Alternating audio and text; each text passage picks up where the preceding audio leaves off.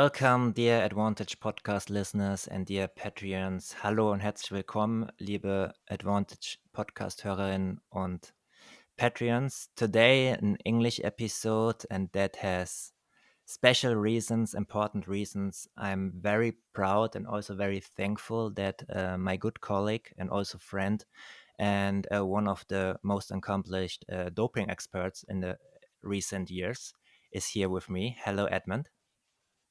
Hi, Yanik. Thanks for having me again. Yeah, Very much looking forward to it. I'm looking forward to the whole week since the news broke out. So Nice. we just for your information, for you all, we are recording on Sunday afternoon, 25th of August, four or 5 days after the news broke out, after the ITIA published the news that Yanik Sinner had two positive doping tests and was cleared to continue to play. Since then, a lot has happened in the tennis world, on tennis Twitter, and in the media. A lot of rumors, a lot of stats, a lot of realities, and what we try to do today is to give you the best possible overview about this topic. And um, I consider myself as a tennis doping expert in the German area. Um, but a lot of my views and a lot of my strength in this topic are connected to you and to our relationship that goes way back. And before we start with the Sinnercase, we want to talk a bit about how we met and about doping in general and about doping in tennis. Just 10-15 minutes, maybe 20. Let's see. When we start talking, there's a lot to say, and then we will focus entirely on the Sinnercase. And as you know, I'm a German freelance journalist, so English is my second language. Edmund is from London, so have a bit patience with me. And Edmund also will talk a bit more slowly than he would probably on an English-based tennis podcast, but we will publish the podcast as well on our socials. So we welcome also a lot of English and international listeners to this episode because we want to um, give you this experience to a lot of people, a lot of tennis fans, a lot of sport fans that maybe don't follow doping on a daily basis like we did. Yes. First of all, Edmund, besides that, Yeah. it's nice to be here. Do you remember still how we met in 2019? Yes, I think you were coming for a job interview at ARD German television, and I was part of the sports investigative team there. And I heard there was someone from Tennis Magazine who was coming into the office. So I was like, oh, we should have a chat and talk doping in tennis. And sort of, yeah, we've been in contact since then. Yeah, it was a crazy and also funny day because actually the it was not a real job interview. It was more like a background talk to get to know each other with Hajo Seppelt, which most of you guys know, obviously, who covered up the Russian state-founded doping in 2015, and a lot of other cases, obviously, are the doping redaction. And the talk was very nice, but only like for 10 to 20, 25 minutes. Very nice. I was very young at that time and just started my journalistic journey. But then I was in the kitchen of the RE doping reaction, and then I had another talk with Edmund Willison for, let's say, 2 hours. And we talked Yeah, for 90% of the time about tennis and doping. And it was like a whole new experience because I thought that I knew a lot about this topic and that I cared a lot about this topic, but you gave me so much more, and we changed numbers, and since then we are in contact, right? yeah, exactly. And we've worked together and yeah, continuing to and always investigating all things doping. Yeah, it's so funny. Also, I didn't count it, but I think we published together 4 to 6 pieces in the end that were published. One of the or the most popular one was in the Daily Mail 2 years ago when we wrote about that the ITF shortly before the start of the ITIA, when the ITF, or it was also after the ITIA. I don't remember correctly, but it was about that tests on at least 3 professional tournaments, Masters tournaments, and Grand Slam tournaments. Um, that players got noticed that there will be tests at the tournament, which is against the WADA code rules, and we published that with proof from players and data, and yeah, that was one of the stories that afterwards got read a lot. Yeah, And also there were a bit change in the ITIA, which does the testing now, and we know by facts and quotes that they didn't do it since then the way, which is a good thing. But let me say something to the listeners. If you say maybe, okay, they know each other since 2019 and only published 5 times together, it's very difficult to get things about doping published in terms of lawsuits, informations, and everything. So, like our ideas, we had maybe hundreds of ideas, but it's difficult then to get to the last point, right? for sure, for sure. Yes. So, um, maybe we should get everyone on the same page first. Um, what was your first contact with doping or with the topic doping? Why you got interested in this topic in the first place? Yeah, so I guess when I was growing up, I was quite into track and field, so athletics. Hmm. And in sort of the mid 2000s, there was the Balco scandal, which was in San Francisco.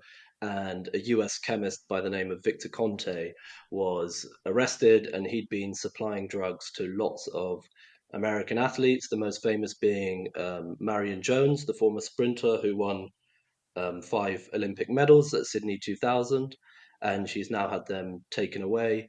Um, but he had also provided drugs to a sprinter called Dwayne Chambers, and that was a very big story in the UK. Hmm. I was actually a fan of Dwayne Chambers at the time, and ever since then, really, I've been interested in it. So since I was a very young age, and yeah, and it all went from there. And then for about 10 years, just as a sports fan, I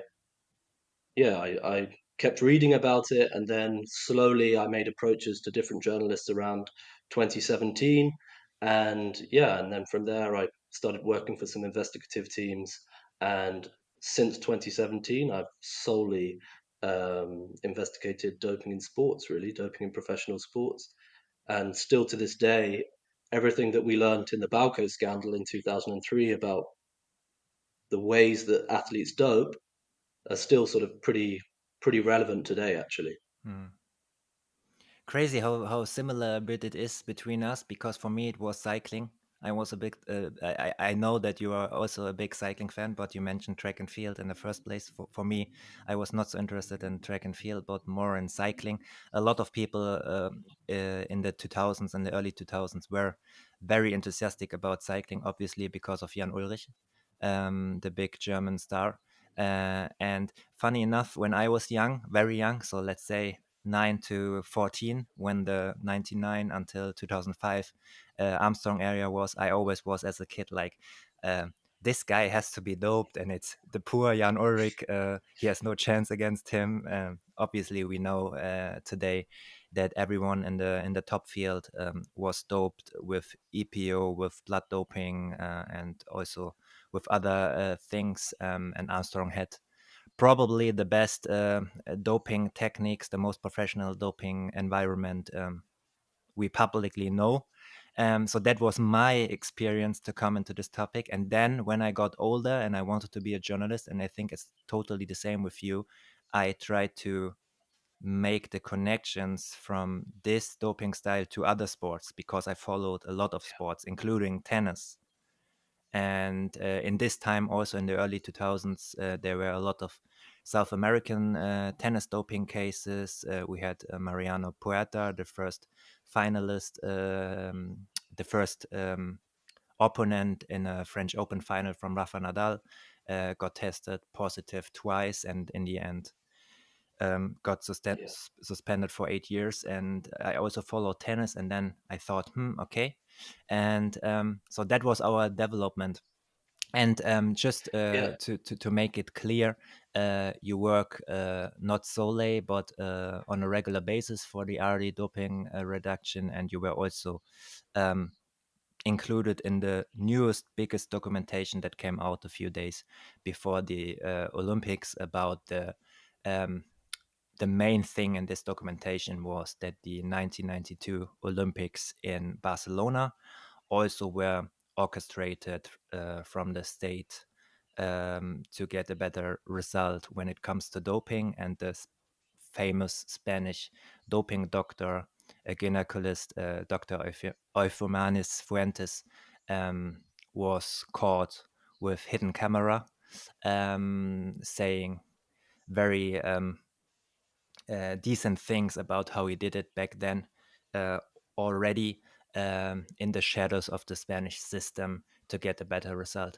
And the last days with the Sinnercase, you got a bit famous in the tennis circle as well, more famous as well, because of your great Substack, of your newsletter that you started. How long ago? Like 6 months, 7 months already? So yeah, I started that in January. It's honestsport.com, and yeah, I publish twice a week a summary of all the latest sort of Yes. doping articles in the press and provide all of the URLs. But then on top of that, I publish longer investigative pieces. Yeah, that may be 3,000 words, and yeah, it's gone very well. It's been really good feedback, and it's just great to have a place now where I can consistently write about a topic which I've yeah, you just have so much more research sometimes than you have published. And obviously, when you're your own editor, you can do what you want, and so it's really great. And yeah, I've got some good feedback from the anti-doping agencies, and yeah, and then since the Sinner case, I think I'd had the article had been read 800 times or something like that, which was published in May, and I think now it's over 30,000 times. And yeah, I can talk about that whenever we wish, really. Yeah, we will come back to this in a few minutes. The article you mentioned was about the substance that Sinner was tested positive for, and a lot of other Italian athletes in the time between 2019 and 2023 were caught or tested positive um, to this substance. We come later to that, but I highly recommend the newsletter, not because you're a friend of mine in the first place, but for the quality, what I consider you, like what you can do very very well, and I don't know someone else that does this quite well, is this open source thing. Researchers, what you can't imagine how much is publicly available about doping and tennis. And you do that so well, not only articles, social media, a lot of athletes that are very the opposite of careful when it on social media, when they visit doctors, and sometimes they're not even aware of the things that they do at the hospital or at the clinic are forbidden under the water code and stuff like this. So I highly recommend on a spot on Substack, and also your Twitter account, also on a sport in German, ehrlicher Sport, a very good name. So now that Yeah. we are on the same page, we want to talk about uh, doping and tennis. And I think for the classic Advantage Tennis Podcast listeners, I talked about that a lot of times, but maybe we can just give 2, 3 facts. And today I will push back a bit myself in the as an interviewer, and give you this role to explain it, like to get really everyone on the same page. Like, why is tennis a good sport to dope? Yeah. Okay. Why is tennis a good sport to dope? I think it's better to sort of start with at this point in professional sport, doping is embedded in all elite sport.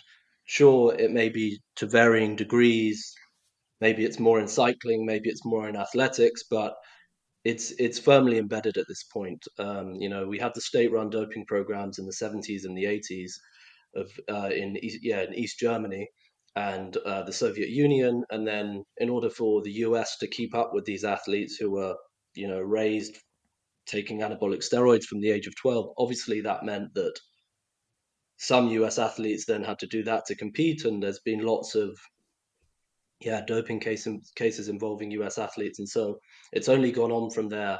And obviously, a sort of a big turning point was in doping becoming present in sort of the public's mind was the Lance Armstrong case, and that's sort of where when I first started looking into tennis, I went sort of to see sort of whether anyone had worked in tennis who'd also worked in cycling, and Mhm. so I sort of built out that um, Errani. sort of map or matrix, as you would say. So it wasn't just Armstrong's doctors; it was who in Mhm. cycling was working also in tennis. And obviously, Armstrong's doctor, Luis Garcia del Moral, worked in a tennis academy for 10 years, and he worked with some of the top Spanish players in Valencia, Valencia, right? Yeah. and also some of the Russian players. So Dinara Safina was one who he worked with, and everything that's in those sort of documents about the Armstrong case of taking EPO, taking human growth hormone, taking testosterone, and how you take it, when you take it. It obviously also applies to tennis, which is an endurance sport. Obviously, there's a high level of skill. Um, but there's no reason why tennis players would not engage in this. And quite simply, if you just look through the 190 tennis cases there have been in history, we've had athletes who've tested positive for testosterone. We've had athletes who have been caught with human growth hormone. We've had one athlete recently who's been cleared of intent to cheat, but tested positive for a blood doping agent. And then if you look further, a lot of these cases are sometimes lower in the rankings, but they're still working, they're still competing in the same academies with the same coaches, with the same doctors. And I always like to sort of say that doping isn't a bottom up problem, it's a top down problem. And what I mean from that is doping comes from elite level sport with the best doctors, the best funds. That's where it was created, sort of how to dope and how to do it systematically. And then it just filters down into the lower levels, this knowledge, and they may do it in a less sophisticated way, but it's coming from the top. And so if you have doping cases at the bottom, but in tennis, you have both. You have them at the bottom and at the top. But if you have more at the bottom, sort of historically, then there must also be sort of undiscovered doping cases at the top. And I think with tennis, I've taken sort of a keen interest in the last sort of 10 years about it. Doping in tennis is because it's just become such a physical sport now, and these back-to-back 5-set matches, why would sort of a tennis player not do it? We can get onto that later on, but sort of it's not so difficult to evade the testing system. And on top of that, we're now seeing sort of high level players caught. Particularly since the ITIA took over from the ITF, which is a independent anti-doping agency. Yeah. Thank you for your first comment on that. Yeah, so there's a lot in it. If you see the change from ITF, who did it, and then a few years ago they invented the ITIA, as you said, independent but still founded financially also by the ATP and WTA, and also the Grand Slams, the four Grand Slams, and the ITF that have a lot of power still. And I said this publicly as well. Um, I personally think that the ITIA does a bit of a better job than the ITF did before. They try their best. We had two famous cases in the last 2 years, the Sinner case now and the Halep case that started in 2022 with the positive test. And as you mentioned, a lot of smaller cases. But the ITIA also, and you see it in this case, has to deal with a lot of things when it comes to lawyers, to yeah, connections in between the cases, and it's very difficult.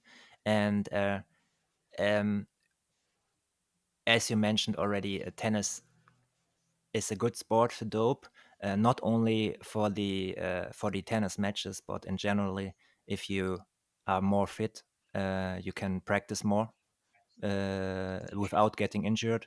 We have this in other sports as well. Players that see how much other players train, and then they try to increase their practice levels, and then they get injured because the body is not holding on and stuff like that. So there are many reasons to maybe go to the border on what is allowed and above that, because you see what other players are capable of, not at least at slams back to back, sometimes 5 set matches without players getting more tired, at least not visible. And so yeah, that's why tennis is a good sport to dope. um, Um, you obviously we had pre-talks before this podcast, and we talk on a regular doping on a regular basis about this topic. And what both of us amazes, because we also love tennis and we follow the pro tour. Obviously, me as a journalist, you when you were younger as a fan, and now also as a doping expert.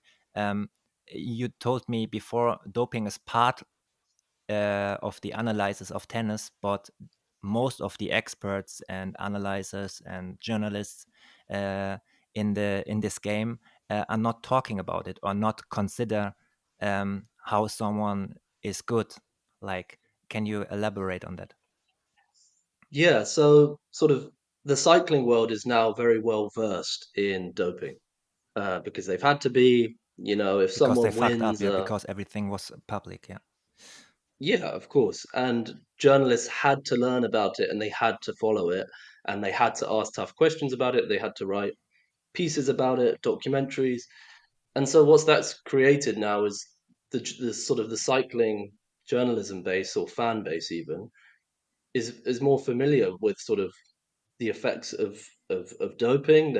They question whether an athlete, whether a cyclist is doping, and on top of that, quite simply, they understand sort of how important the physiology is in professional sport. And tennis is just sort of so far behind because no players have ever wanted to speak about it. The normal view is that there's no doping in tennis, and you never really have someone when a case comes out who says, "Oh, it's so sad, sort of what's happened. Um, I feel like I've been cheated, or or whatever." Um, We had this week, for the first time, like on Twitter, players like Kyrgios and Luka Pui, for example, and Shapovalov, to name three, who didn't say that concrete, but they saw an yeah, unbalanced behavior. Yeah, no, no, yeah. So Kyrgios, yeah, said that. But I guess the point I'm trying to make is that the tennis fans, because the players don't talk about it, they're and the tennis journalists, they're not so versed in it. They're not familiar with it. And so I always think, sort of, if you spend all of this time analyzing the sport about who has the best forehand, whether they should play a backhand down the line on important points, if you're not talking about doping, which is such a, or at least just privately amongst friends, I understand it's a difficult thing to talk about publicly. If you're not sort of talking about that and the effect of that, and why, if a player is doing that, why they may be more likely to win, then you're leaving sort of a huge part of analysis on the table. And so I think in some ways, just not having no knowledge about it really decredibilizes sort of the analysts of some pundits and some journalists. mm. Um, they don't have to write about it, but at least just to sort of take more of an interest in it. And maybe now with these bigger cases in the last couple of years, tennis will sort of it will move on in the way that cycling has. But that's sort of what's always at the forefront of my mind when I think has someone not considered that sort of, some of these players are doping? They're so fit, and doesn't mean they are, but if you want to write a story about how someone's improved physically for, the last 3 years or something like that, it's so close to dope. You improve physically to a point when you can't improve anymore, and then you have to resort to doping. And so there's just so much proximity in the topic. So basically, if you yeah, that's why I think it's important to talk about it. To back your opinions up, three things come to my mind when people talked about doping in the past in the tennis circle.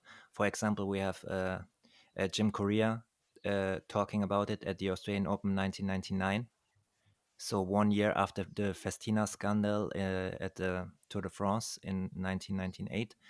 In January 1999, Jim Courier publicly said on a press conference that he was scared about some European players, how they do physically, and he knows his body, and he suggested or that probably European players would blood dope, etc. And a few days later, he had to talk with the ITF to explain why he said that publicly. 2011, Yannick Noah, the former French Open champion, suggested that or asked publicly why Spanish athletes and Spanish players could be so fit or more fit than other athletes, and got slammed publicly after from Rafa Nadal, Fernando Verdasco, and other players, that it was bad behavior to talk about doping in that way and that it was a bad look for tennis. And Andy Murray, 2016, talked also about doping and that he asked for better tests, for more blood tests, etc. And basically, nothing happened in that regard. Now we got a bit more blood tests as well, not on the level we both would wish for, and there's a lot to do, but there is a bit of an increase. And what we saw I, this I week, think just no, go ahead. yeah, yeah. I think just to advance your point there a bit, I think when these players have spoken out, Jim Courier talking out 25 years ago now, um, it's always concerning to me when sort of tennis players say, "Oh, I can put my hand on the fire for sort of 99% of players.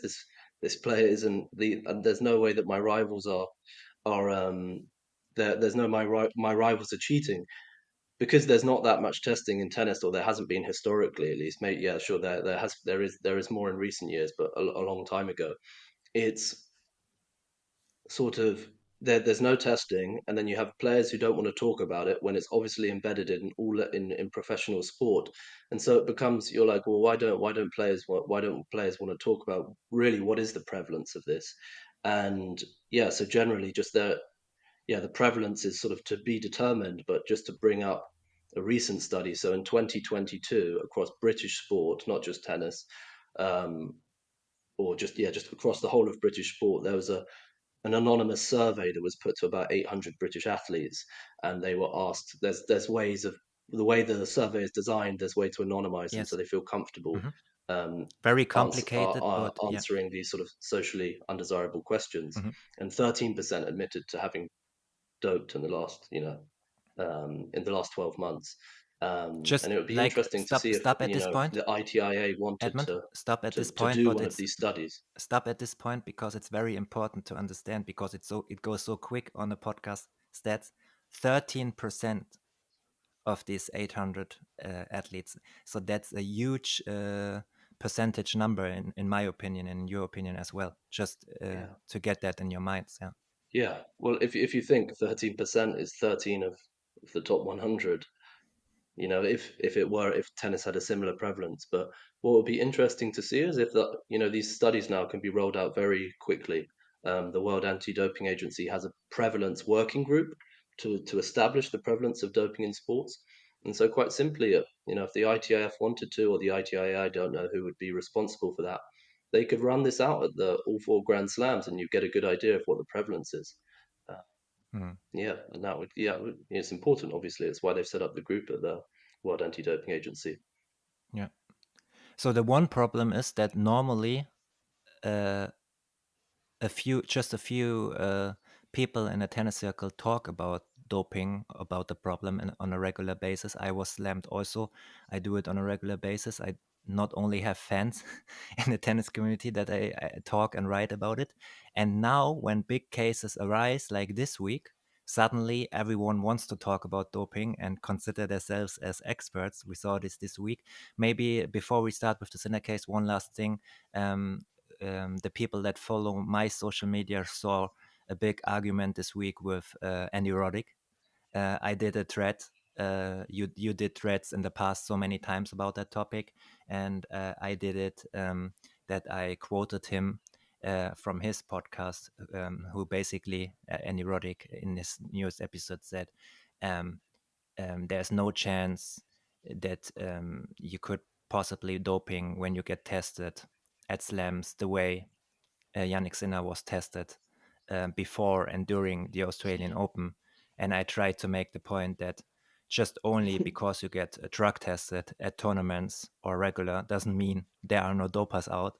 And he answered and said he was regularly tested, also out of competition and without knowledge, around 40 times in the year he got number one, 2003. And then I fact checked the thing and confronted him with him, and we had a back and forth, um, and it got on a level that more than 200,000 people on Twitter saw it, which is a good thing for the topic. But it was also very difficult because he has more than 1.7 million followers. So you can also get slammed very easily without doing anything wrong.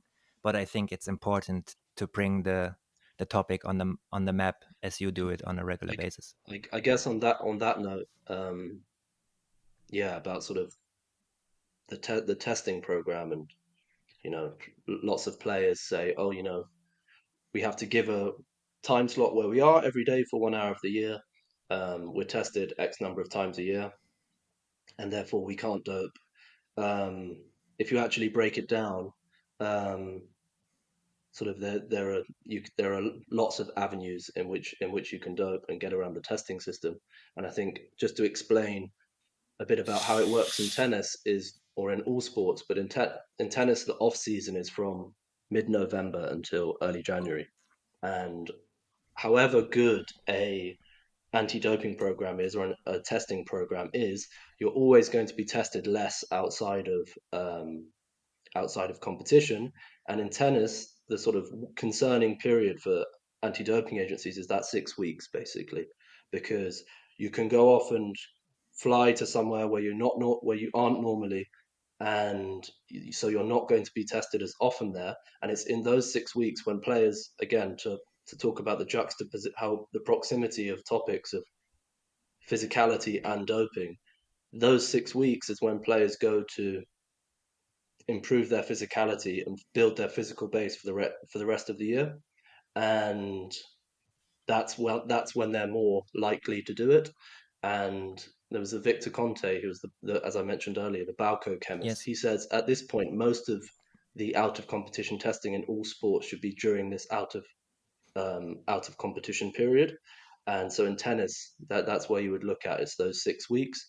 And then a player can say, "Oh, I've been tested 20 times this season." Yeah, but how many times were they tested randomly out of competition in those 6 weeks? That's the main point. Yeah. And yeah, and then the last thing is, which is sort of the big problem in the system, is the tests are never totally random, right? Because you have to put this slot of where you are 1 hour a day. So you always know which time it's going to be. And the testers can come at any other point in that day, and then it will be truly random.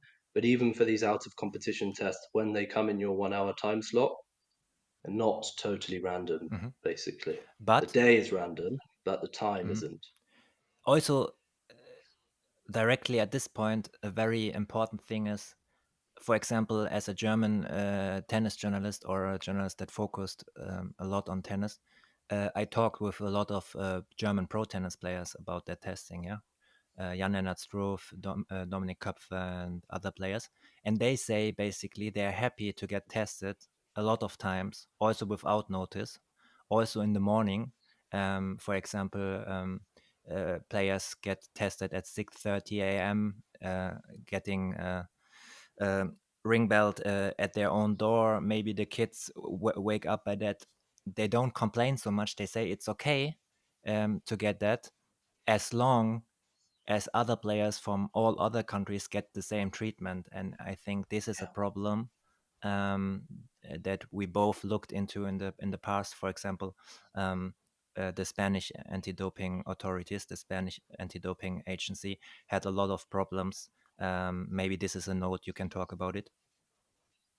Yeah, so as you know well, yeah, through speaking to German players. So in Germany, you have an out of competition testing program through the German anti-doping agency, Yes. and Germany, I think, is the best actually by quite some distance. Because I went through the statistics, I don't know, some time back. Um, but in the Spanish anti-doping agency, at least some years they don't have any out of competition testing, so they basically leave the majority of the testing up to the ITIF or the ITIA, which it is now. So yeah, as you say, some players are subjected to more stringent testing, at the same time, I don't think we've ever really had a doping case that's been prosecuted outside of the ITIF or the ITIA. Um, Yeah, I'm not sure who took the so even test. the NADAs aren't doing so great. For example, I'm not quite sure who took the test in 2021, but I know, for example, with the Diana Yastremska case, she was tested positive in September or November 2020, and that was an out of competition test at home during practice in the Ukraine before the war starts. So, and she was tested positive, later cleared with an explanation I'm not allowed to talk about anymore. But she continues to play. But that was an out of competition test. So I don't know if it was the Ukrainian anti-doping authorities or the ITF. I have to look it I up. would But imagine it was the ITF. yeah, Yeah, yeah, yeah.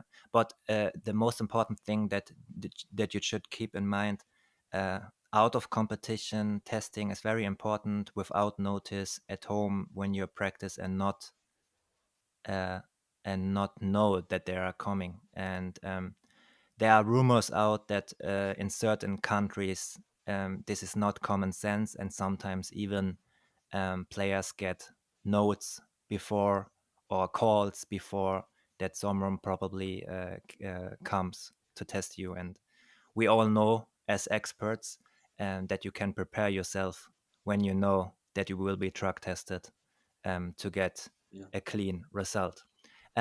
We talk now for more than 35 minutes about doping in general, but I think it's important to get everyone. Do you want to say, Yeah. to add something? No, I was going to say, yeah, we've got to make sure we don't talk for 3 hours today. Yeah, Yeah, that's our topic, but we want to come yeah, to the Sinner case now, and I make sure that I give you notes in the chapters. If you want just listen to the case, then you can start now. But I think for a lot of people out there, it was important and also interesting to talk about it in general. And we didn't even mention a lot of statistics in tennis, like 103 tennis players failed doping cases, and that in 2018, 72% of players who were caught with drugs in tennis in their system were not punished. 72% of positive tested players. And the same year, 2018, the International Tennis Federation reduced blood doping tests by 40%. If you want to read more about these topics, you can go on Edmunds' Substack on a sport. He has a lot of long reads about doping and tennis in general. So now we arrived finally to the case of Yanik Sinner, and also to have everyone on the same style of information, I will shortly read a short summary now about the case, and then we start talking about it, obviously. So, Sinner tested positive for the steroid Clostebol, which is on the World Anti-Doping Agency's WADA banned list, in two doping tests on March 10th, an in-competition test at a tournament in Indian Wells, and on 18 March, and out of competition tests this year in 2024. Sinner was then informed, as usual, by the International Tennis Integrity Agency, ITIA. We talked about the ITIA a lot, which is responsible for handling and investigating doping cases in tennis, and was immediately provisionally suspended. Main proceedings were initiated. Sinner had 10 days time to lift that provisional suspension. That is really important. Sinner and his legal team immediately, actually on the same day they were informed, took legal actions against this provisional suspension and pleading for contamination. To the contamination we come later, obviously. The provisional suspension was lifted, so they were successful, and the player was allowed to continue playing while the ITIA investigations and the background until the final hearing started. So that was also the only reason why he was allowed to continue to play and why the case wasn't made public at that time. There has been vocal criticism from the tennis world that, unlike in other cases, Sinner was allowed to continue playing during the investigation, and that the case has only now become public. Unlike in the case of Simona Halep and most other prominent cases, Sinner won his appeal against the provisional ban. The legal team of the industry leader responded twice on the day the test result was announced and won. And again, this was the only reason the case remained secret. An ITIA spokesperson we both talked to, and I talked to this week for several or two written pieces I published, said the World Anti-Doping Agency, WADA, has no precise rules for such provisional suspensions, but has approved this procedure in this special Sinner case. The appeal was successful. Sinner's provisional suspensions was lifted. The 23-year-old was allowed to continue playing in April and finished first in the world rankings during the French Open. In the background, he and his team were questioned several times by the ITIA, and the main proceedings were prepared. After the hearing on August 15, so 10 days ago, the ITIA made the case and the outcome public this week on August 21, so 4 days ago. An independent tribunal of the London-based organization Sport Resolution, convened by the ITIA, had found no fault or negligence on the part of Sinner. After consulting with scientific experts who considered Sinner's explanation to be credible, the ITIA did not argue against Sinner's explanation in the main proceedings. Sinner was not banned and will be allowed to compete in the US Open that starts tomorrow on Monday. Very complicated for people that not follow doping cases on a regular basis. That's why it was important to me to read it. And before we start, did I forget anything, or is anything important in general? No, that's the summary of the facts. Yeah, I think that's everything. Perfect. Then I think the first or the most important thing that we should talk about first is the contamination. Um, According to the 33-page ITIA report, which we both read, and I think a lot of tennis fans on Twitter also try to read and understand, because there are a lot of opinions on Twitter right now. According to this report, Sinner's fitness coach Umberto Ferrara had purchased the medical spray Trophordermin, which contains the substance Clostebol, over the counter at the pharmacy in Bologna in February, so 1 month earlier to the positive test. What you have to understand is that in Italy you can get Clostebol or Trophordermin without a receipt over the counter at the pharmacy. For example, in Germany it's forbidden. It's also forbidden in Great Britain, Ed? Yeah, so just on that point, Clostebol it's an anabolic steroid that was produced by an East German company Yes. in the 60s, and also an Italian company called Farm Italia. And it was used more then as sort of an injection, as like a stronger anabolic, a stronger preparation of the steroid. But it's not really available now. Even if you look on the black market, it's not really available. People don't talk about it on bodybuilding forums, and so as a doping agent, or as anything. It seems to only be available now, really, in these sort of ointments, sprays, or creams, and they are only really sold in Italy mainly, Brazil, and I think the Dominican Republic. Hmm.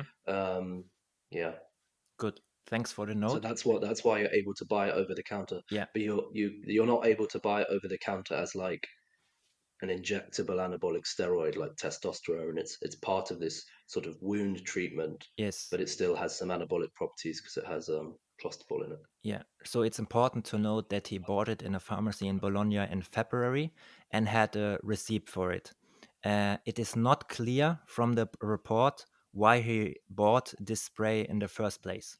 So that was not mentioned in the hearing. During the tournament in Indian Wells at the beginning of March, so 1 month later, he had kept the drug in his personal belongings. And on March the 3rd, Sinner's physiotherapist, Naldi, cut his finger with a scalpel used to treat calluses on the player's feet and were then bandaged for 2 days on his fingers. After the removal, the fitness trainer, Ferrara, is said to have advised Naldi to spray this trophodamine on the cut for faster healing and antiseptic properties, which he did, which he said he did.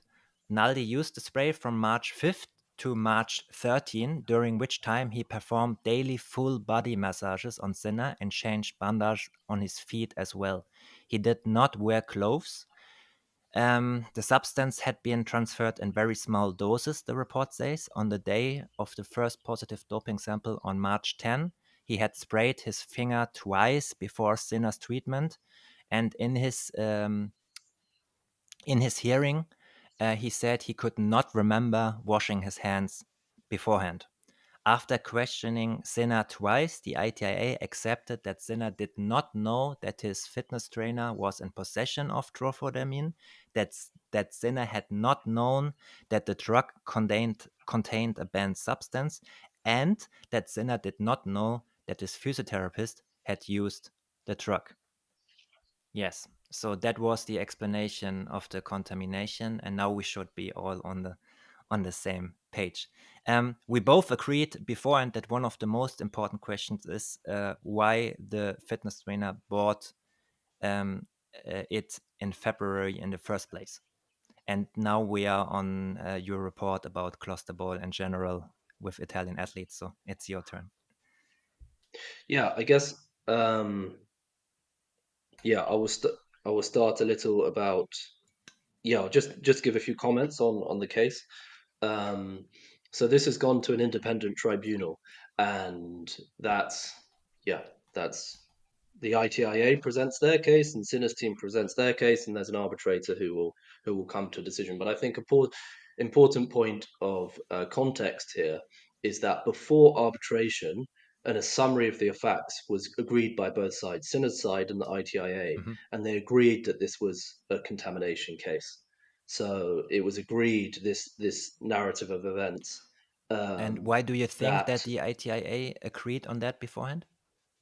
because I think it's on paragraph 32, there's an agreed summary of facts. It says that both sides have agreed on a summary of facts, and in that summary of facts, it's everything you've explained about Yes. this cut and so on. And so at the arbitration, it was actually more discussing whether Sinner would be found to have been at no fault or negligence, and if they couldn't have found that, then he would have been sanctioned, not because he'd intended to cheat, but because yeah, he'd acted negligently. And so a lot of the discussion was about that, and a lot of discussion centered around um, whether Sinner's team counted as him, and so and therefore whether if they were acted negligently, whether he had also acted negligently. Anyway, obviously Sinner said it's a mistake what his team did, but the tribunal found that yeah, Sinner hadn't done anything wrong, and so I just think that's an important point of context in that this wasn't the ITIA coming in saying, "Hey, this guy's cheated," and the evidence they were putting forth wasn't that they weren't talking about why. They probably did this in their previous investigations after the positive, but before they'd agreed on the facts. So it's not discussed in the hearing, what in the decision, why this Umberto Ferrara, why he bought the Trophobdermin initially in Bologna, which has a warning sign on it. It didn't discuss at length of that negligence that when he first bought it with the doping sign on and then brought it to the US.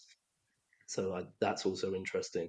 But then lastly, I would just explain that whichever way you want to start from, if you want to start that Sinner is innocent, of course, Sinner's series story of events makes sense. And then if you want to be more critical, then there are obviously gaps in.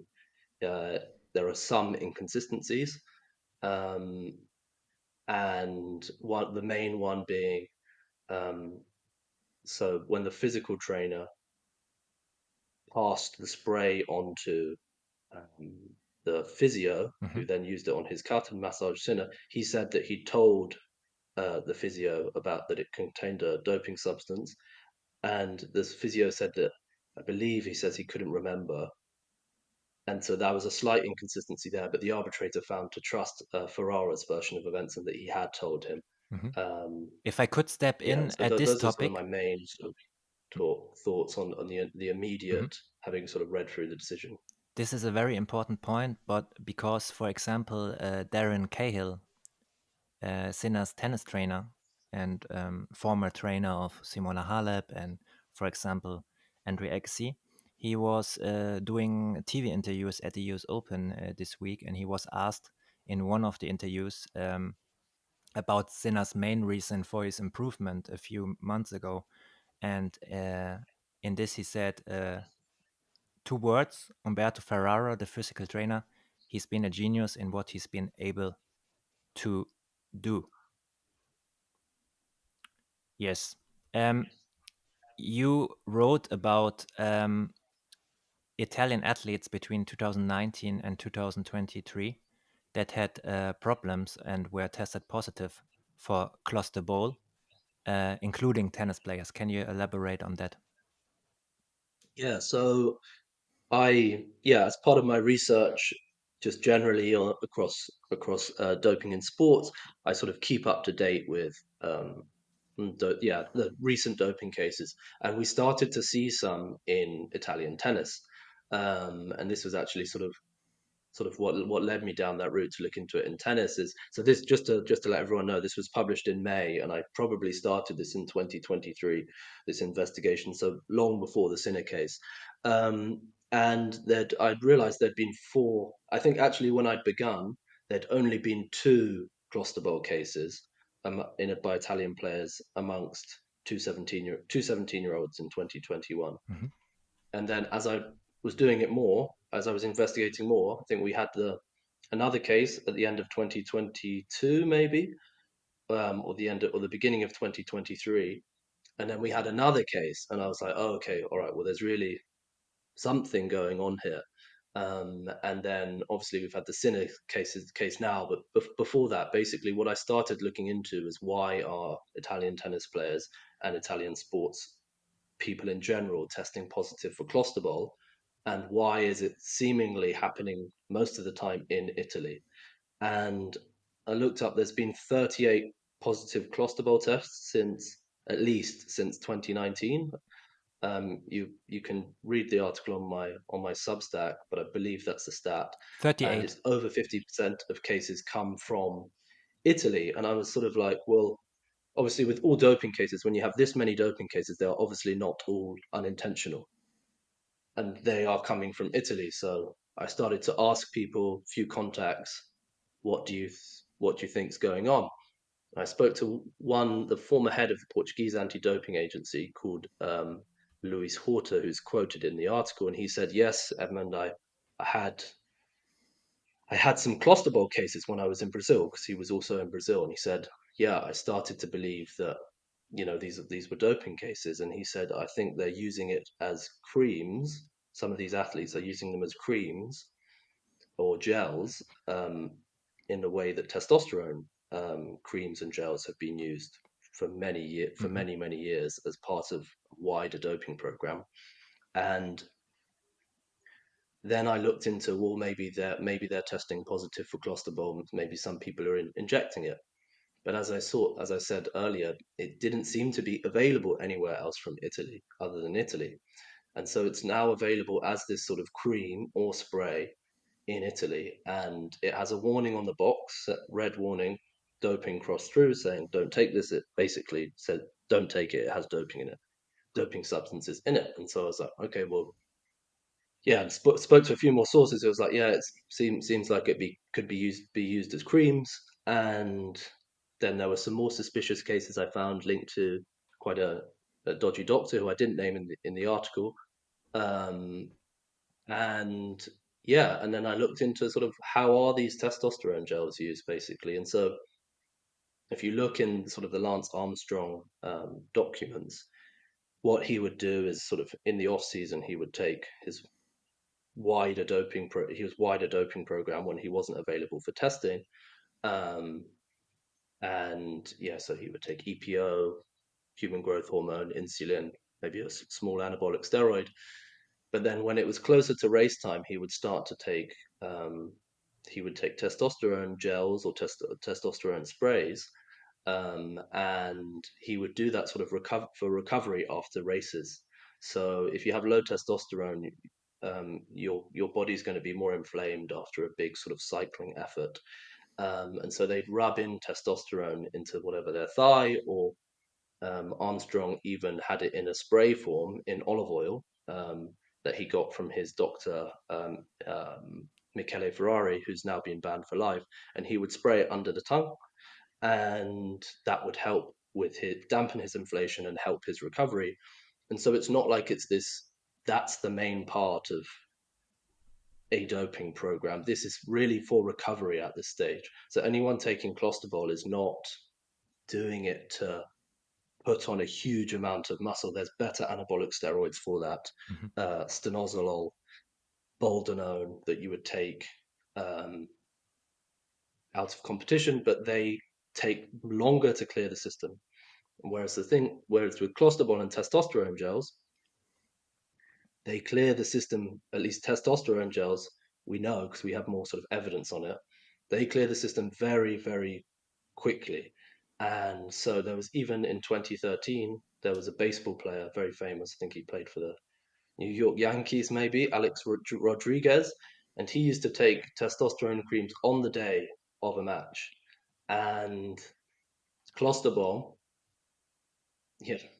Tell me if you want me to break up and stop, No, and no, it's yeah, if you very want to ask a interesting, question or but something. maybe But I ask you two questions because that are the main character questions this week, because it's very important. If you get long answers, there are so much important things. But I think the listeners should now listen very closely, because two questions which you try to answer at the moment. First, how quick this substance is out of the body, and second, that's the argument of Sinner fans and people that believe him 100%, say he was only tested with a very micro doses of this substance. These are the two questions which you elaborate at the moment on. yeah, so I guess I'll just rather than to refer to Sinner's case, I'll just refer to the case of I think he's called Stefano Bartolino, and he tested positive in late 2023 at a tournament in Morocco, and he was found to have intended to cheat by the same sort of level of proof in a tribunal, and he was banned for 4 years. So there are players officially, tennis players unofficially. There is one player in Italy, tennis player, taking Clostebol officially as a doping agent. And the reason why they take it is because it clears the system so fast. And so when you have very low levels, if you are running an organized doping program, you are planning for when the testers are going to come, and you are planning to be tested when the drugs are no longer in your system. In general And so speaking, not in the case of Sinner, but in general speaking, for legal yeah, reasons. and when you have these low Hmm. levels, um, Yeah, this is what you would expect. If someone is cheating, you would expect it to be almost zero or extremely low levels, unless they were caught, really unexpected. And that's very Um, important to understand, because I also said it multiple times, and Edmund also fights for this because it's very important. If someone who allegedly intends to dope on purpose and then gets tested positive, the explanation in social media or in official statements are always the same. Yeah, it could not possibly be on purpose, or for a better match or something, because it was only so small what they found. Yeah. yeah, and so these experts say you can get an expert who will say this low level is consistent with contamination, and obviously someone is going to use that in their favor who wants to escape punishment. But it is also consistent with, quite simply, you took a higher dose, and over days, as it's cleared your system, the amount detectable in your system has gone down until ultimately it tends to zero. And that is often the case when an athlete who is doping gets caught. And the amount found in their system is not performance enhancing if it had been taken at that dose. But if it had been taken at a higher dose and it's simply at low levels now because they took it a while ago, the initial dose was performance enhancing. And that is just one of the key points to take into account. Obviously, if someone tests positive for a huge amount of Clostebol, then of course they've intended to cheat. But it's more nuanced than just low levels. And yeah, that, that's that. And your other question was, sorry? No, you explained both questions. First, why it's always low levels, and you can't explain um, that this is the reason why an athlete didn't intend to dope.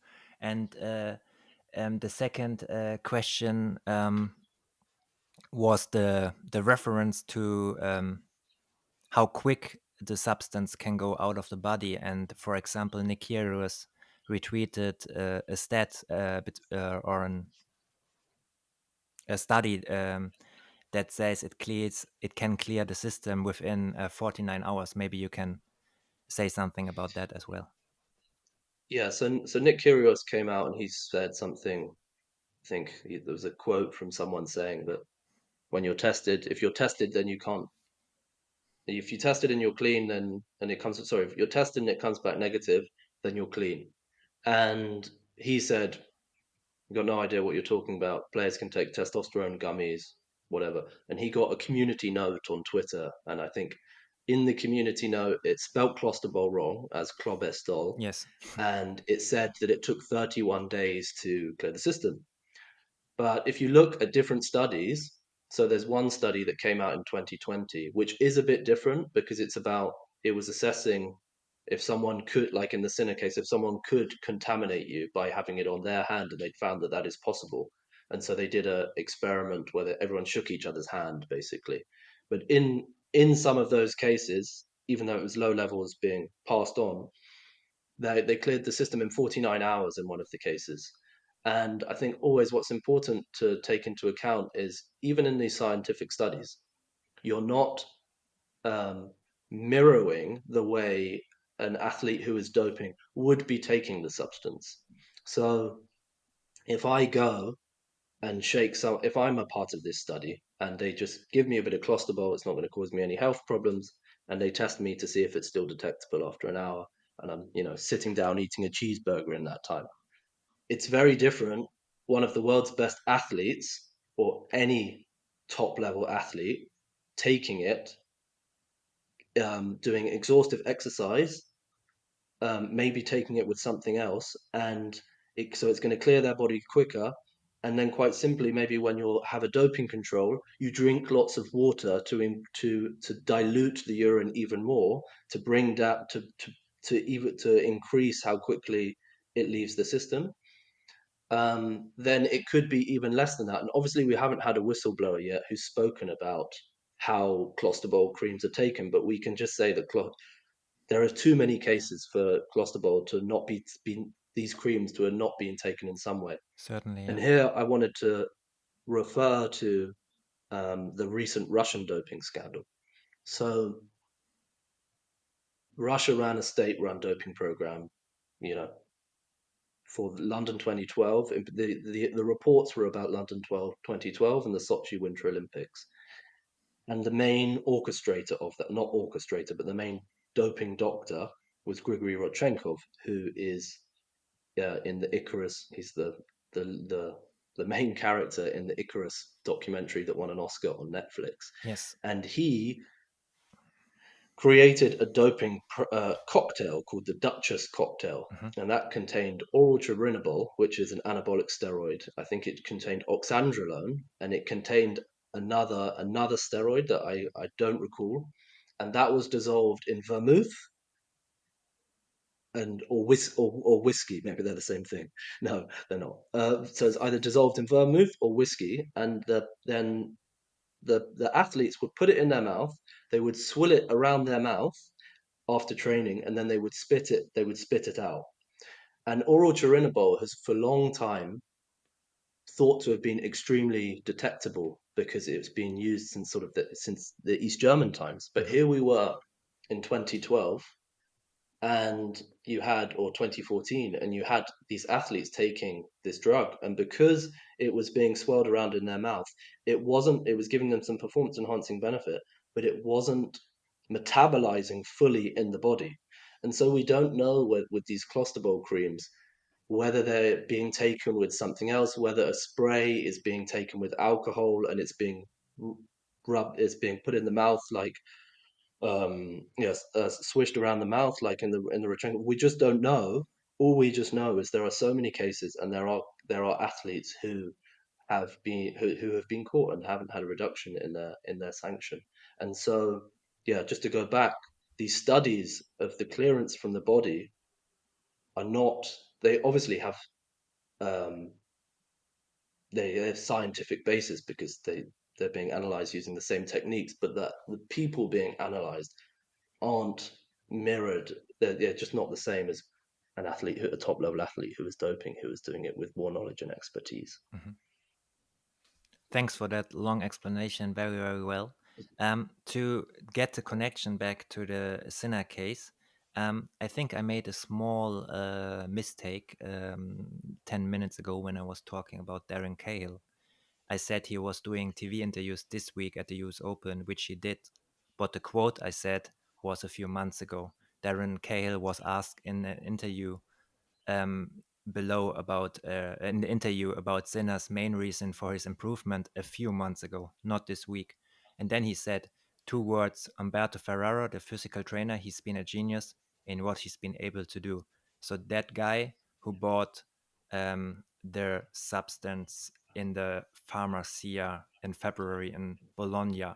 And what I want to refer to now, Ed, is um, Cahill did interviews this week a few days ago where he said he doesn't know yet if the physio and the fitness trainer will return to the team of Yanik Sinner. Now, on Sunday, the 25th of August, we know that Yanik Sinner stopped working with both of them. He kicked them out of his team because of trust issues that he mentioned on his public press conference on Media Day at the US Open. And we asked the question why the fitness trainer bought it in the pharmacy in February in the first place. Um, could there be a punishment for Sinner or for the fitness coach or for both of them in combination for owning the substance during a tournament? Yeah, I guess initially what's interesting is that they've been fired now. Obviously, this case has been known about for a long time, Yeah, they're fired and just this he got week, not when Sinner yeah, knew he about the got. case. I Yeah. believe they've been fired this week. I'm not familiar with whether they were at other tournaments recently, but I think they've been fired this week, and I think he found out in April. So it's interesting that he's waited until this time to Yes. fire them when Good point.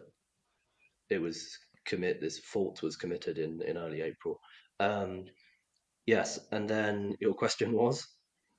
The question was, could there be a punishment for the fitness coach or for Sinner or Okay. for both of them just because he had their sorry, it's so much information. Infodermin. I have to look it up. The what was the name of the Infodermin.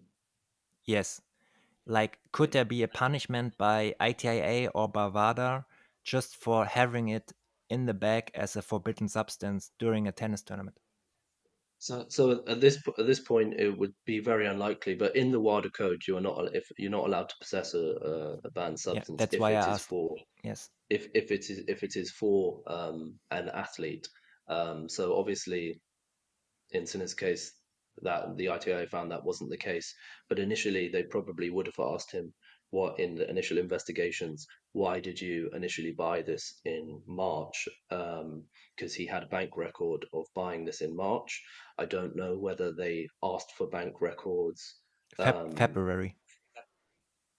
sorry, sorry, yeah, in February, yeah, yeah. No problem. It's But I don't know complicated. whether It's they normal. asked for more bank records as to whether he'd bought it on other occasions. Obviously, it would have been good for transparency if that could have been disclosed as to why that had been bought.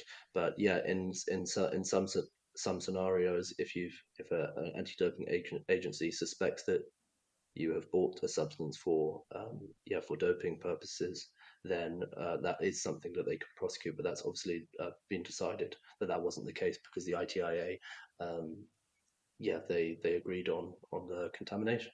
Hmm. Yeah, interesting. Um, later on, I want to talk a bit about the legal side of this case, but the next thing that comes to my mind is um, the three medical experts that were asked about this case. You can read it in the ITIA report on the 33 pages. I will also put it in the notes of this podcast. It's public, so if someone wants a good night read, you can have one. It is said that two of the three experts didn't know the name of the player, and which means one of them knew when they were reviewing the case that it was Yanik Sinner. What do you think about that? I don't think that's so relevant, to be honest, because Okay. they knew that they were going to have their names published in the in the decision. I don't think it's so relevant, really. It's that's done for the athlete biological passport. So when there's an ABP case, it should be anonymized initially. Hmm.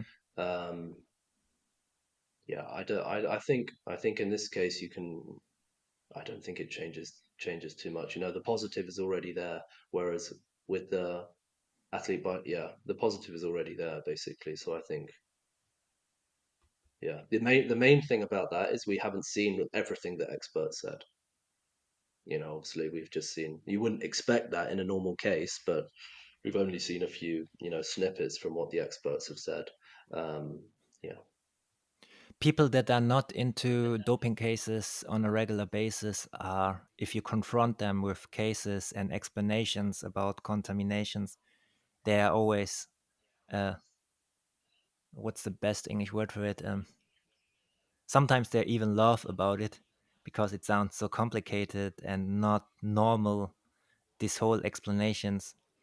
And every time I read it, even though I'm into this topic, I always smile because it seems so complicated or so. And there are always things that I don't understand if you're a professional athlete and you have professional people around you, like a fitness trainer and a physio. Simple things as if I cut my finger and treat myself with something and I have to do massages, why don't wear gloves? uh, why don't communicate about the supplement? Why don't communicate with the player? Why don't wash your hands? yeah. So, what I actually want to ask you, like, um, does it have to be that complicated so that it can be explained, or like, do you believe this kind of explanations? Yeah, so generally, fans or readers, I can even see sort of through the statistics of my own website, they love to read about um, surprising doping excuses, Mhm. basically. And then we've had quite a few recently. Some of the Clostebol ones are involving, athletes' dogs. Only last week, a Polish canoeist, who competed in the Paris Olympics, she was cleared after um, she'd given Clostebol cream or to her dog to treat a wound on her dog. There may have not been a warning sign on that ointment because it was for a dog, so it may not have had the same doping warning sign. But I looked her up immediately on social media, and she was training in Italy at the time. So that's just from last week, basically. So you have one of these. So it seems Mhm. that when you read all of these excuses, cases as a whole, not individually, that it's very difficult to not accidentally test positive. And Patrick Muratoglu, Serena Williams's coach, and Simona Halep's coach, said the other week, in the majority of cases, athletes are innocent when they test positive. I would like to say how it is not that difficult to never test positive.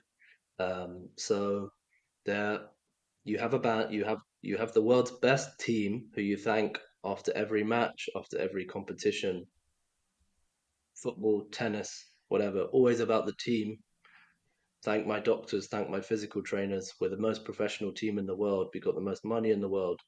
But then when it comes to administrative stuff, sometimes we just make the most sort of basic mistakes. And to sort of just go a bit more sort of technical on that, when an athlete takes a supplement, Mhm. there's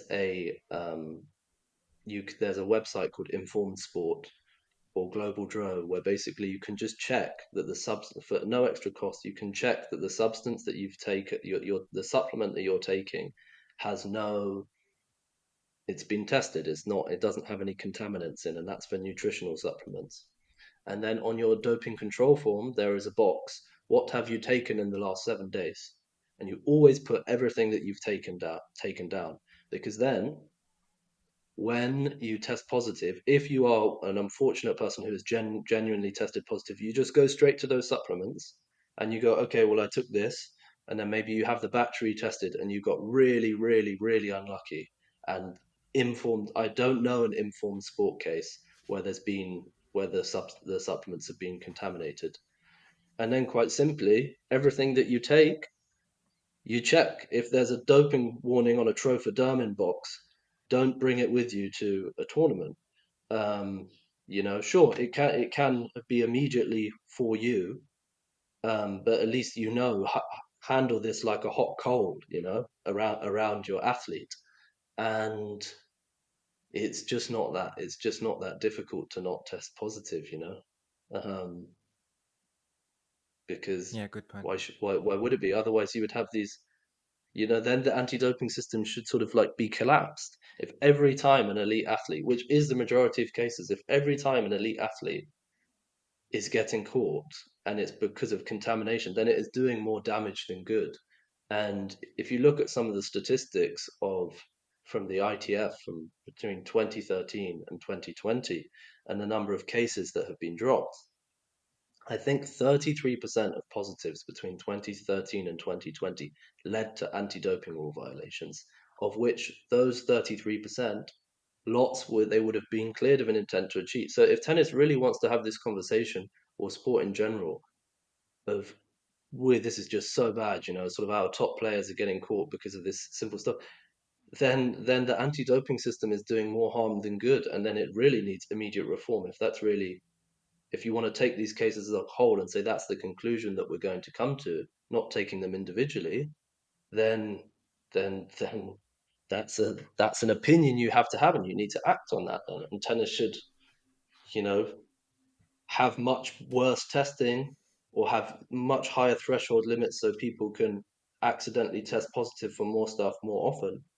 And it's not difficult.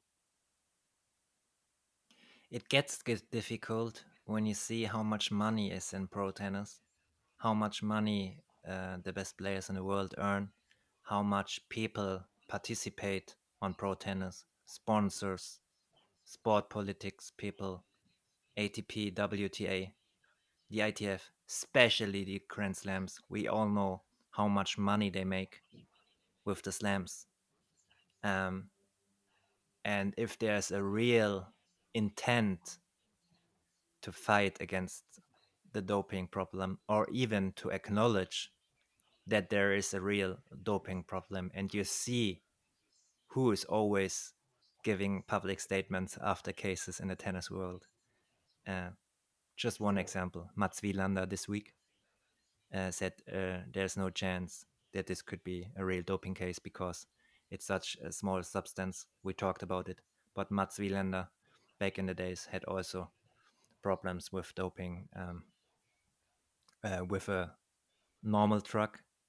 If you want to say one or two phrases about it,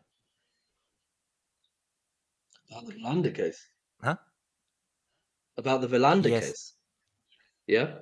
Um, well, no, but I think that's not the first time. When he comes out, he normally always says, the person is innocent. So yes. just pick the next name from a box, and I'm sure he'll say the Yeah, next that's person what I is want to innocent say, in the next case. It's always the same Yeah, narrative.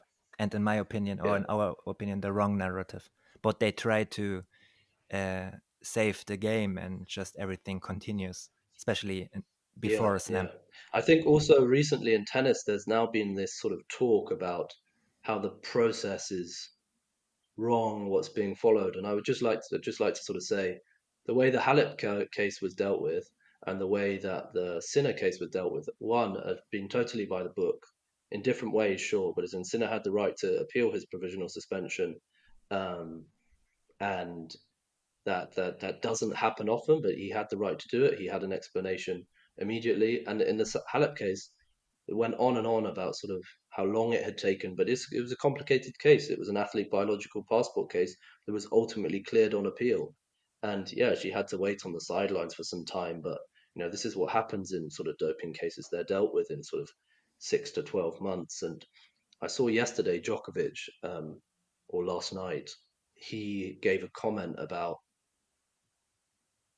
it was quite hard to understand his recent comment, but he was saying how sort of, oh, the protocols need to change because the cases are being dealt with differently. Mhm. Sure, then you need to make a change to the regulations. But one point I wanted to make there is that the protocols in tennis have improved. So before, provisional suspensions weren't announced. So before 2016, you didn't have provisional suspensions being announced. Good point. And if a player then went on to be cleared, the case would not be announced. And in 2016, there were 19 cases. So there are 19 of these cases. Well, the Sinner's case we now know, but in 2016, there were 19 players who were charged with an anti-doping rule violation. They were suspended. The public didn't know about it, and they were cleared in those 19 cases. And we do not know the identity of those players. Mhm. Now, since 2016, these provisional suspensions are announced. These protocols are actually what Djokovic is saying. The protocols have actually been improved since then because we won't have now 19 cases of an athlete being of a tennis player being provisionally suspended and the public not knowing about it. You will just have the odd occasional case, like in Sinners, where they appeal the provisional suspension and therefore it doesn't become public. So the protocols in tennis have improved. And Good point. yeah, so it's in a better position now. Sure, that means you're going to have more doping cases in the public, which brings its own problems. But Very important point. People are confused because it's so complicated. Doesn't mean it's wrong, but it's yeah, complicated for people that are not talking or researching about it on a daily basis. Just to complete, I also don't want to talk about Wielander. It was about cocaine, but just to to um, let's see. to get Yeah, that straight. But that's not the point. But what you did a good quote there, because now in the later stages of this podcast we want to talk about the legal side of the procedure. And it was a good comment for you to say it was correct, but it's complicated, and a few things within this process are difficult to process for people, and also some things don't give a good look on it either. Um, and yeah, as we prepared for this podcast, for one last time, it's necessary to read a few things about that so that I don't get it wrong, about the legal side. As we know, there has been vocal criticism from the tennis world that, unlike in other cases, Sinner was allowed to continue playing during the investigation, and that the case has only now become public. Unlike in the cases of Simona Halep and most other prominent cases, Sinner won his appeal against the provisional ban. The legal team of the industry leader responded twice on the day they got the note. We talked about that in the beginning of the podcast, but this is a point a lot of people don't understand. Yes, it was according to the rules, but not everyone can have enough money and enough experts around to do it on the same day you get the note, and even within the 10 days you have time. For example, Tara Moore, the British player, she didn't appeal the provisional suspension and then waited 19 months until the outcome of the official hearing. You have the number one who has such a big team, including lawyers, that can handle this within hours, and also public relation agents that uh, can spin around everything and talk to people we don't know, obviously. I asked the ITIA, I don't know if you did it as well, but I asked if there's a chance that Sinner and his team maybe got a note before the day they were told that he was tested positive. Obviously, I was told no. Um, but still, to, and you talk about this so often, to be able to finish legal procedures and to send it to lift your provisional suspension within one day, within hours, blows my mind. Or do you say Yeah, no? It's if you have enough money and have enough lawyer, it's very, you can be, you be capable of doing that. yeah. I think obviously, when you hear that and you think, oh, they were able to respond in a day, when you know how careful people are with legal cases and so on, you would think it's surprising that's happened in one day. And so people have asked, oh, whether they've been informed about it before. But I think what's interesting about the trophoderming cases, so if you take two trophoderming cases and you have an athlete who is doping Hmm. and you have an athlete who is not doping, but the substance has been bought by their team. In the case of Sinner, it's been bought by their team. In both of these cases, you are buying the substances. You have a bank record of the substances unless you've paid in cash, Yes. and the doper knows that he's taken it and that he's doping, and he knows about these previous cases and what the defense is. The non-doper's bought it, but if he has a problem from accidentally testing positive, and it's Clostebol, he can quite quickly know by talking to his team what it is. And so in this case, it's actually whether you're a doper or a non-doper in Clostebol cases, you're actually really gonna maybe you could actually do it quite quickly. I don't know, maybe it's one page. You could do it quite quickly in both scenarios.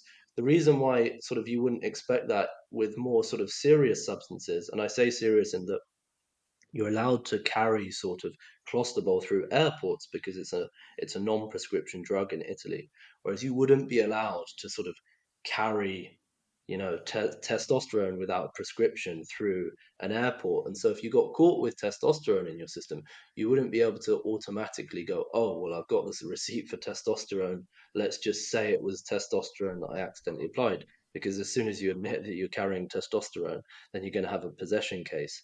And so Clostebolcases I think, in both scenarios, are going to be dealt with quite quickly. Hmm. So actually, I would say, so I would actually go the other route basically and say, probably is something that you can deal with.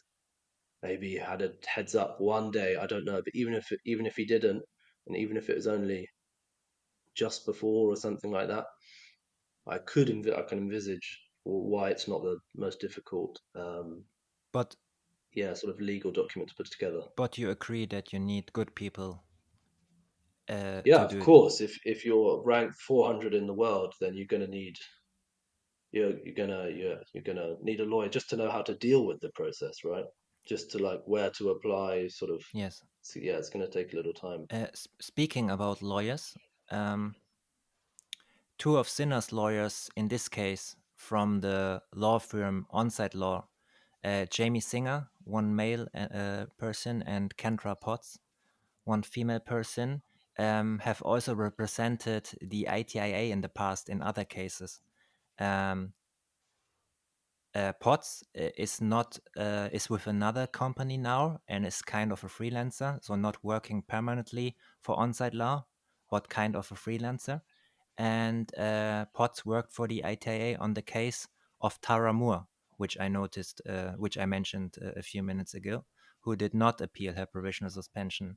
Um, uh, I spoke to experts or to law experts, and they said it's sometimes it's common that freelancer lawyers or they work for obviously different people, they take cases, they work for different companies, but I was, yeah, I can say I was shocked a bit to see that there are lawyers who defend players and then on other occasions defend the ITIA.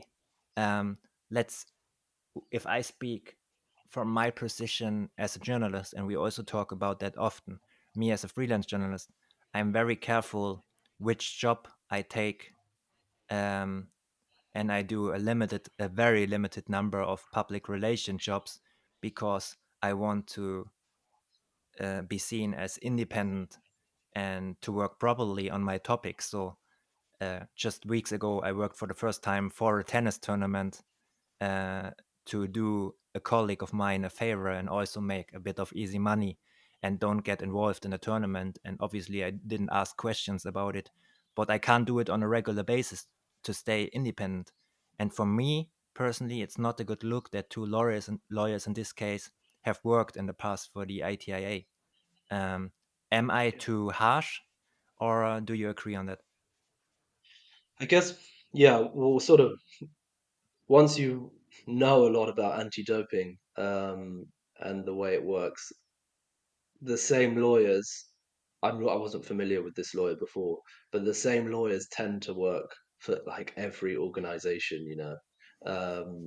The anti-doping agencies and the WADA world has their sort of trusted lawyers, and you can, that yeah, they just sort of get to stay, and it even applies to like more senior positions in anti-doping agencies. You just sort of some lawyers and some officials sort of just work the system, and they get paid a lot, and so you always have this sort of conflict of interest a bit in anti-doping. It's a pretty common thing, and I think in this case, obviously, there's nothing that we can point to in terms of why this would have caused a problem. But of course, in an ideal world, we all would prefer to not have Sinner's lawyer having represented the ITIA. And I think just on like a very sort of basic point, as in like if you have one lawyer who's never worked for the ITIA and is like totally foreign to them, then the communication from them is going to be much more difficult. It's going to be more, it's not going to be so fluid. And in a case like this, where the facts were agreed on before arbitration that this was a contamination case, sure, albeit Sinner and his team were investigated by the ITIA investigators, and it's not without reason that um, they didn't find any concerning inconsistencies. But at the same time, when this lawyer has worked for both sides, of course, then to come to this arrival of the summary of facts, it's going to be easier than if it was, you know, Yeah, Jason Smith from I just imagine, Colorado. if you have good contacts to both sides, obviously you can hold a lot of background talks. You can call a lot of people in background talks and maybe beforehand Yeah, try to get in a certain direction where you want to go with your client. yeah. For example, there's another No, angle. it doesn't give the best impression that sort of that this Yes, case has been dealt with in sort of the most aggressive way, sort of. So in anti-doping, you have a strict liability, which is it's on the athlete to prove why the substance wasn't taken. If they don't challenge the case, then they've intended to cheat. Basically, that's going to be the ruling, and therefore it's on Sinner's it's on the onus is on Sinner to do that. As Mm. in, like, the ITIA's base position is that they could have gone to arbitration, like arguing in an intent case, and then maybe other things would have been more, more heavily scrutinized, at least in the at the arbitration phase. And so obviously, and then you have this sort of like agreement, before, of the summary of facts, and you have this lawyer who's worked for both sides. Obviously, it doesn't you would prefer, and I'm sure Sinner's side would prefer that wasn't the case. But yeah, but ultimately Um, everything's been dealt with sort of correctly. But ultimately, Sinner's team have made this mistake. Sinner's team, he's trusted and who's been praised, as his ascendance to the world number one. Ultimately, they've made this mistake, and whether he's cleared or not, it's damaged his reputation, and ultimately, it will always this will always be a mark on his career, and ultimately, that's a punishment in itself. Mhm. On another point, just to give you this view, Sinner's team also hired this year in early summer a public relation expert that worked for many years for the ATP as a public relation agent, so handling the journalists at tournaments.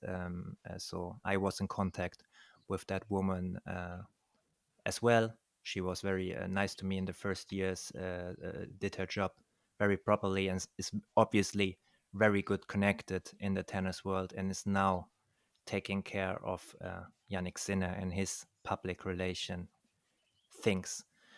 So Yeah, I um, would I would say one thing that didn't sit so right was when the ATP made the press release. mhm, They said they're very encouraged to learn that Sinner has been found at no fault or negligence, and then in that press release they referred to him by his first name, Yanik. And this is slight, in such a serious case, it's unnecessary to be so familial.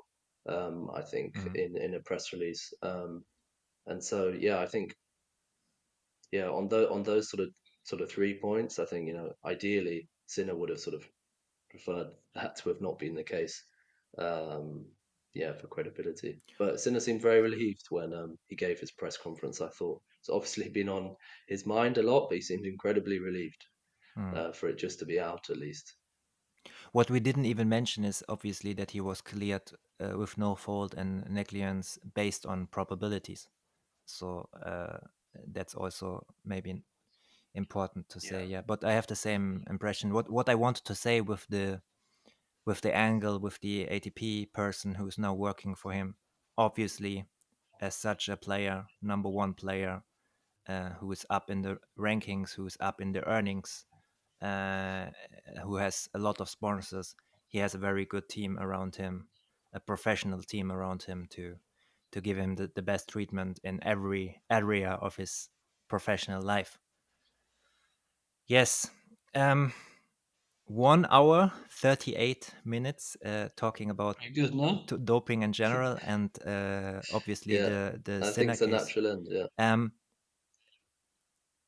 to give a summary about the Sinner case, or like so what are we taking with us from all these things we talked about the Sinner case, if you would have to summarize it? Um, that whatever way tennis wants to address its doping issues, whether it's been plagued by inadvertent doping cases or advertent doping cases, this is not a problem that's going away. Doping is endemic across professional sports, and tennis can hide from it as much as they want, but the problem's going to keep coming back. Good point. Do you have anything to add, something that I forgot to mention, an answer, a question Um, that you want to address? no, basically, I guess first off is the response to the article that I wrote on Clostebol has been so positive that I will be publishing. It's obviously going to take me a bit of time to prepare it, but I'm going to be publishing probably a three-part series on doping in tennis. You'll be able to find that on my Substack, omnisport.substack.com, and that will go straight to your email. Probably will take me 3 to 6 weeks, probably, but Nice. that is my plan. And then widely, what else did I want to mention? I just looked. Um, I just look in my preparations that we did together, and there's one point still open. So we did good. We did great, Edmund. We came through very well, but there's one point open. Um, in order to win anti-doping cases, the ADO has to be aggressive.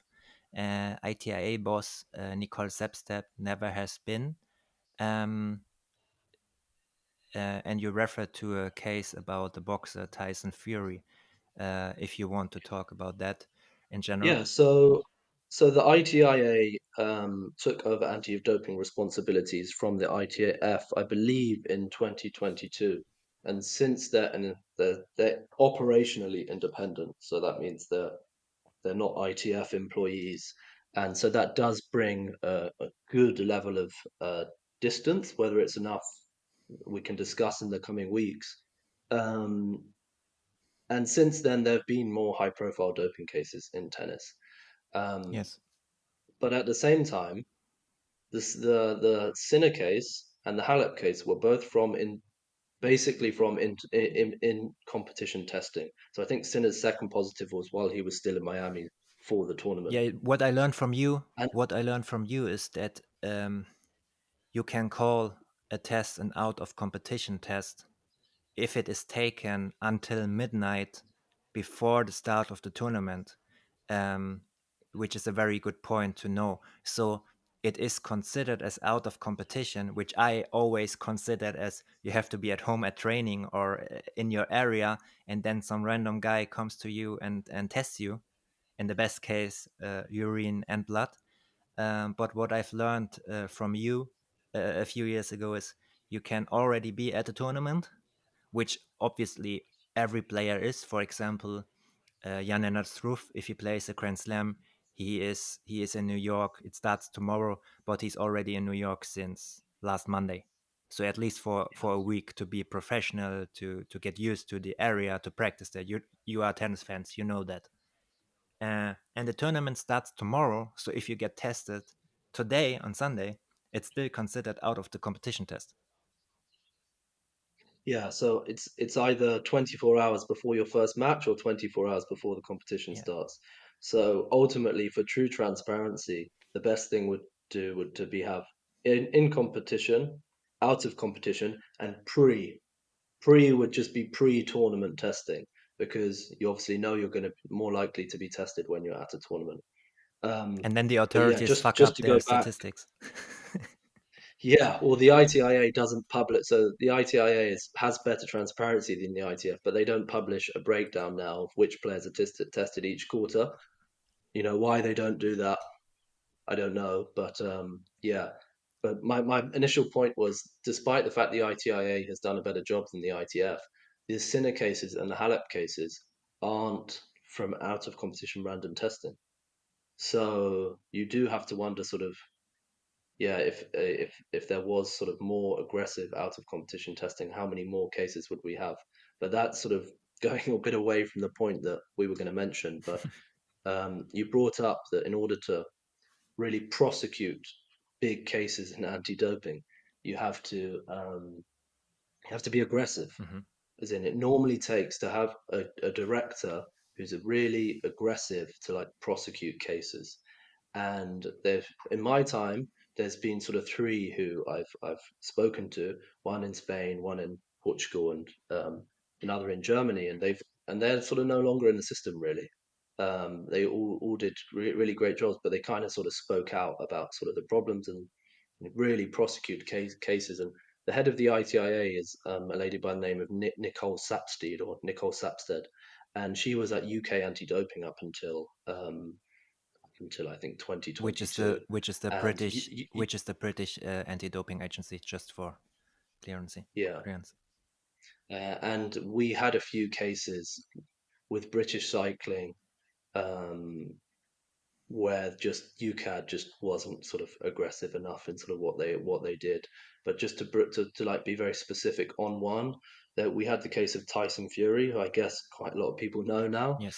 So the world championship boxer, and he tested positive for nandrolone before he fought, which is an anabolic steroid, before he fought Vladimir Klitschko, I believe, in Germany.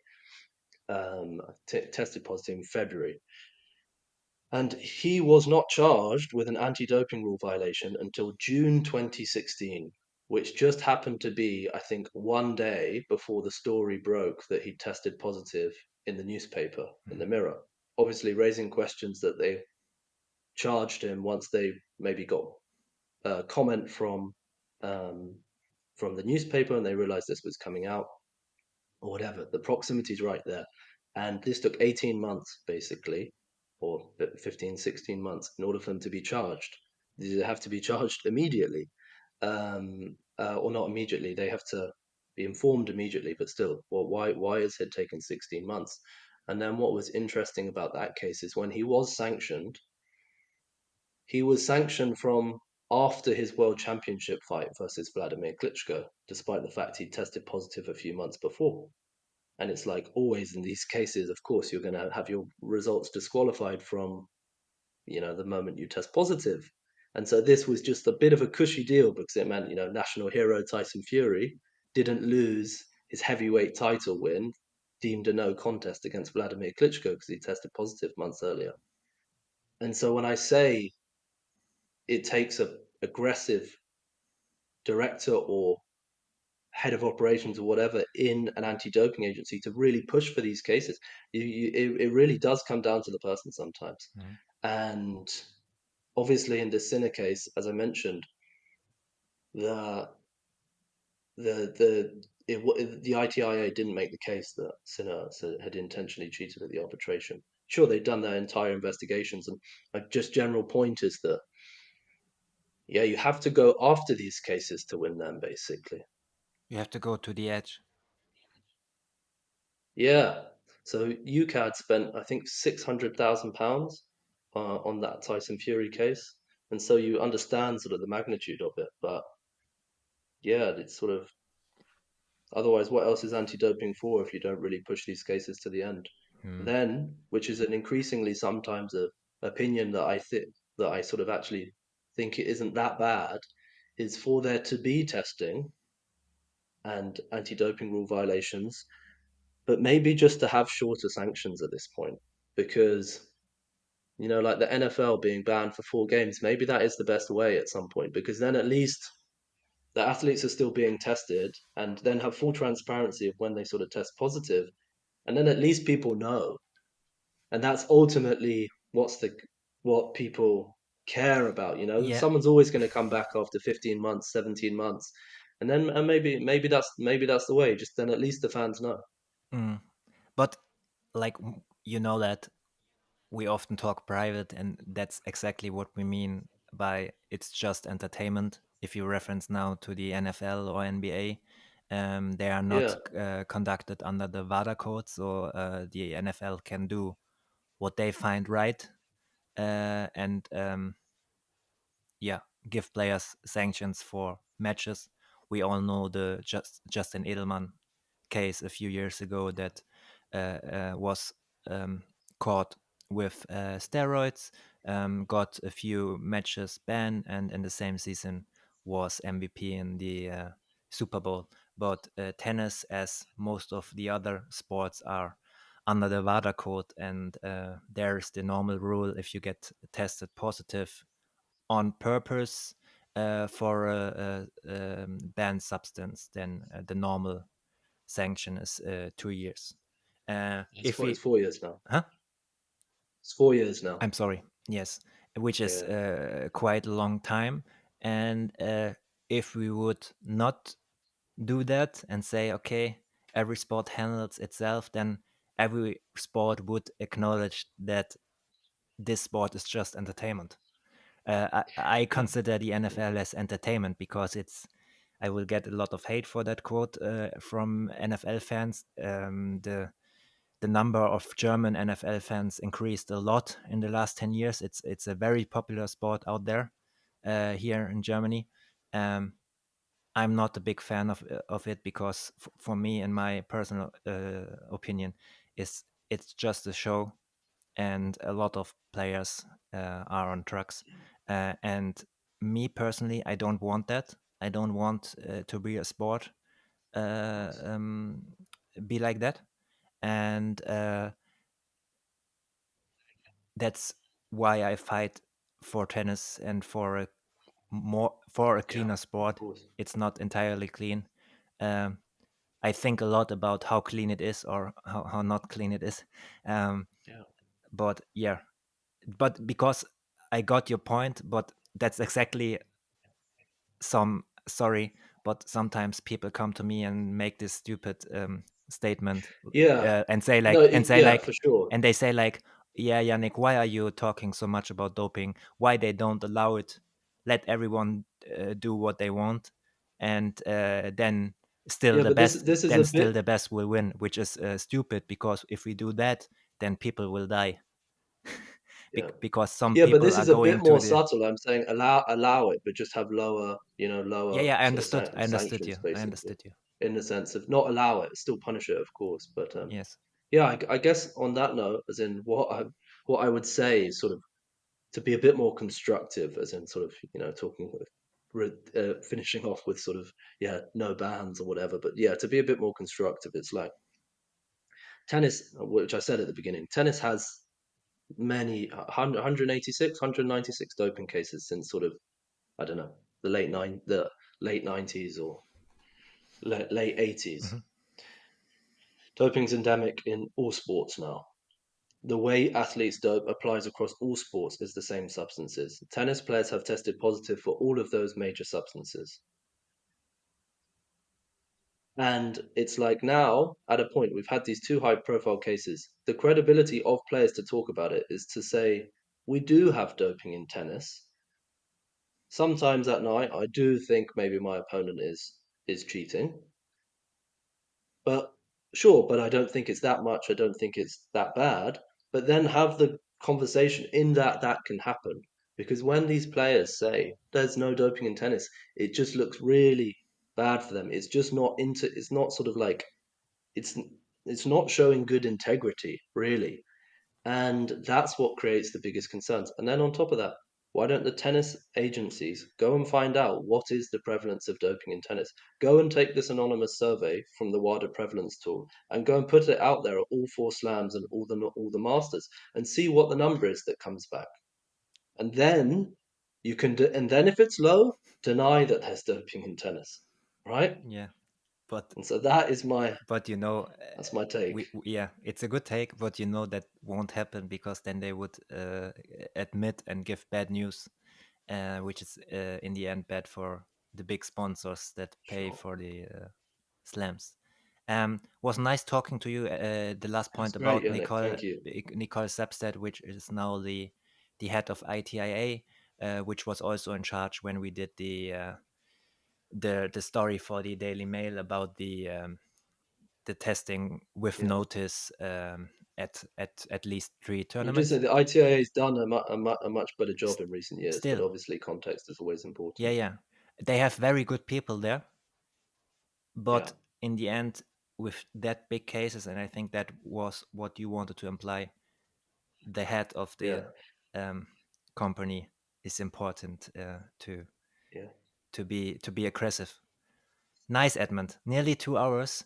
Um, Nearly 2 hours. Yeah, to our listeners out there, I hope on YouTube and on every podcast you listen to.